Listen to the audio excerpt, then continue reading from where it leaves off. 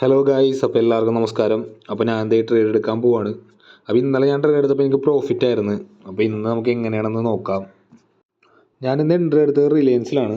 എനിക്ക് എൻട്രി വന്നത് 1379 ഞാൻ SL വെച്ചത് 1374 അതുപോലെ തന്നെ ടാർഗറ്റ് 1384 ഞാൻ വെച്ചിട്ടുണ്ടായിരുന്നു. ഞാൻ എൻട്രി എടുത്തതിന് ശേഷം ഒരു റെഡ് ക്യാൻഡിൽ വന്നിട്ട് എൻ്റെ സ്റ്റോപ്പ് ലോസിന് അടുത്തൊരു വന്നായിരുന്നു. അപ്പോൾ ഞാൻ വിചാരിച്ച് ഇത് SL അടിക്കും, അതിന് മുന്നേ സെല് ചെയ്യാമെന്ന് വിചാരിച്ച് ഞാനത് സെല്ല് ചെയ്ത് ചെറിയ ലോസിൽ. പക്ഷെ അത് SL അടിച്ചില്ല. അതിനുശേഷം അത് തിരിച്ച് കയറി എൻ്റെ ടാർഗറ്റ് ഹിറ്റായിട്ടുണ്ട്. ശരിക്കും വലിയൊരു മിസ്റ്റേക്ക് തന്നെയാണ് ഞാൻ ചെയ്തത്.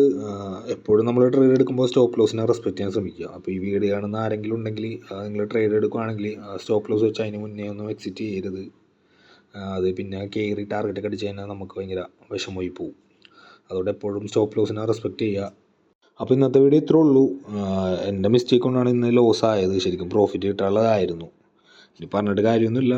പിന്നെ ഞാനൊരു ബിഗിനറാണ്. അപ്പോൾ ഇങ്ങനെയൊക്കെയാണല്ലോ ഓരോ കാര്യങ്ങൾ പഠിക്കുന്നത്. അപ്പോൾ നാളെ കാണാം. ബൈ.